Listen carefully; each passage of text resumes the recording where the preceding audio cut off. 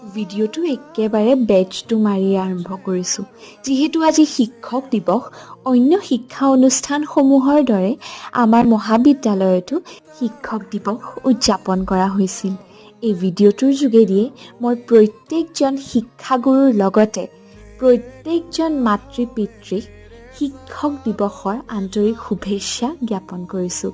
যিহেতু অনুষ্ঠানটিত ঘোষিকাৰূপে আছিলোঁ সেইবাবে ভিডিঅ' ক্লিপসমূহ ভালকৈ লোৱা নহ'ল।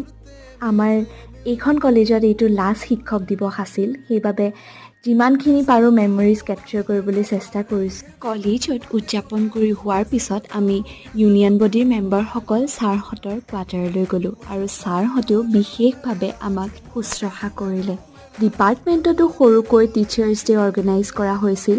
তাৰপিছত গোটেই চিভিল ডিপাৰ্টমেণ্টটো উঠি গ'লোঁ ছাৰহঁতৰ কোৱাৰ্টাৰলৈ শিক্ষক দিৱসৰ শুভেচ্ছা জ্ঞাপন কৰিবলৈ। আজিলৈ ইমানেই